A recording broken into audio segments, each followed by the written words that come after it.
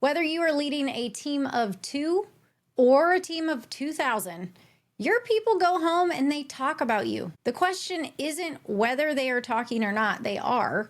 The question is, what are they saying and why? Welcome to Legacy Lounge, the podcast where you'll discover how to lead with purpose and build a legacy that matters.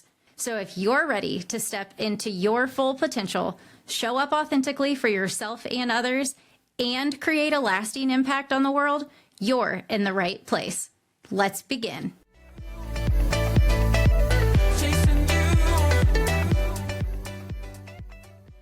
Hey, Legacy Leaders, welcome back to the Legacy Lounge. I'm Brin'na, and today we are talking about something that might make you a little bit uncomfortable, but hey, that's also my job to make sure you are developing and growing.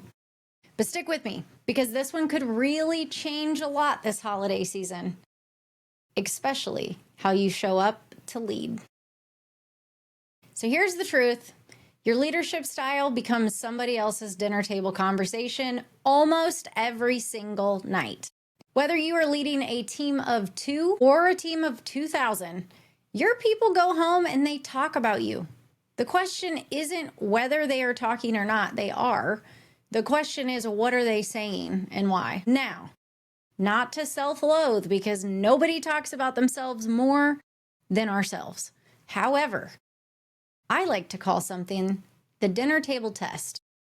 And it came out during my years of leading thousands of team members at Target. And I realized that how I made people feel during the day directly impacted the dinner table conversation that evening that happens with their family and their friends. Think about it. You go home and you sit down for dinner, and someone typically asks, "So how was your day?" What happens next? That response depends entirely on the kind of leader that you were to them that day. Now, there's 3 types of dinner table conversations. First is the energizing conversation. This sounds a little bit like, you know what? My boss was really weird today in a good way. They actually listened to my ideas. She took 2 minutes out of her day to hear me out. And even though we couldn't implement it right now, she explained why, and I asked, and then delete. She explained why, and then asked me to keep thinking about solutions. And she scheduled a call for her and I to touch base on this, so it's already on her calendar.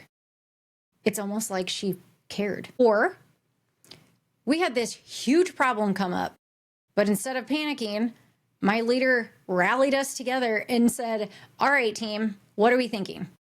I actually felt like my opinion mattered, and it was kind of cool how she brought us all together. Better than just ignoring that this is actually happening. You follow me? Here's the second situation. This is the draining conversation. This one sounds a little bit like, I tried to bring it up again. Yeah, the same issue we've been talking about, but I got shut down again. No surprise. I don't even know why I bother. Or it could sound like, well, my boss was just too busy again today. She skipped our one-on-one. It's the 3rd time this quarter. I'm starting to think that she might not actually care about my development at all. It also could kind of look like this.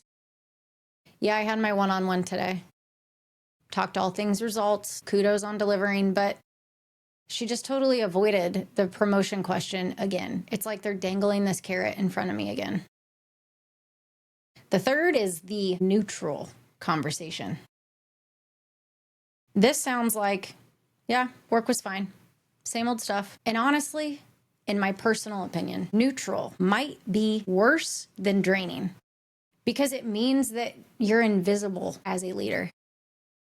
You're not making an impact at all, at least not enough to write home about it positively or negatively. But here's what I learned about my days in Target leading thousands of team members. The leaders who consistently generated intentionally those energizing dinner table conversations had 3 things in common. 1, they always made people feel heard, even in a disagreement. I had this 2-minute rule I shared in an episode a couple weeks ago, and I'd say the time clock starts now.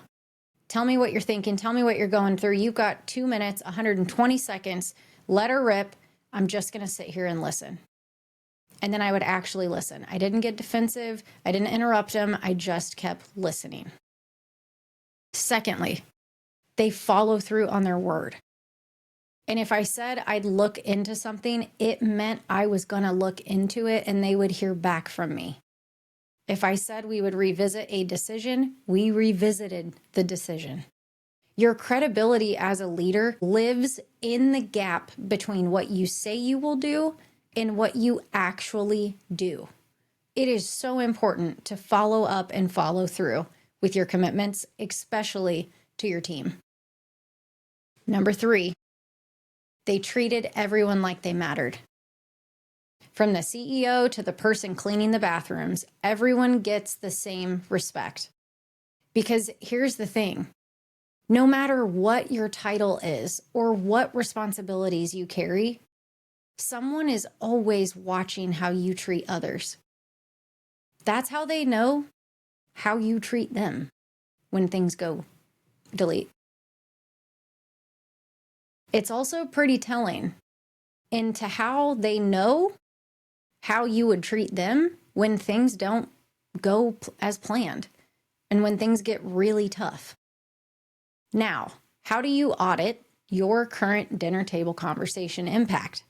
First, pay attention to the energy shift. When you walk into a room, does the energy go up or down? Do people make eye contact with you or suddenly find their phones very interesting? Your presence either adds energy or it drains it.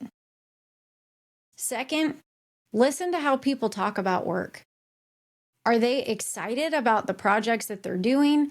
Do they mention feeling supported in any fashion?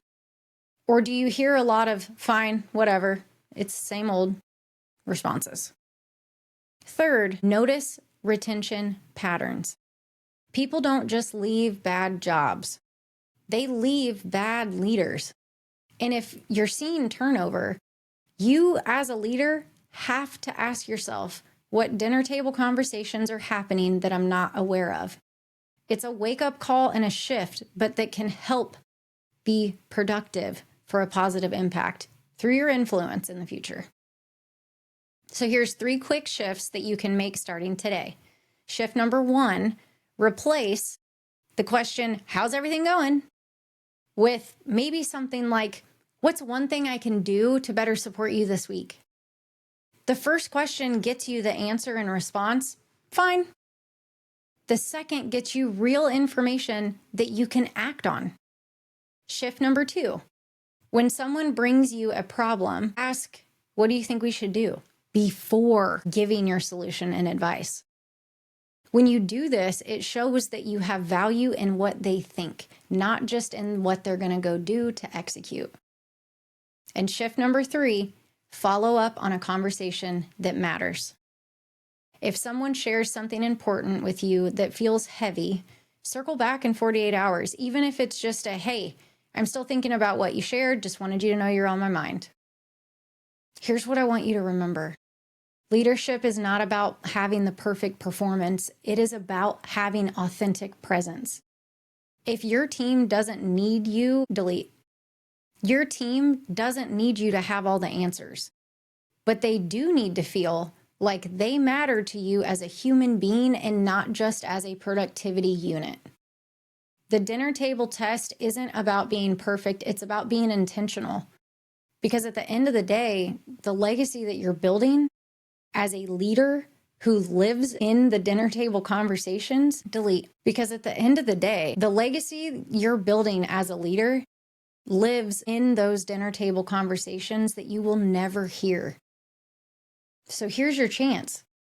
This week, ask yourself after every interaction, if this person went home and talked about this moment today, what would they say? What would they say is how I made them feel? What would they say as the receiving end on the other side of me? Then lead accordingly. Thanks for listening to this episode on the Legacy Lounge. If this resonated with you, share it with another leader who's ready to build something worth talking about. Until next time, keep building a legacy worth leaving.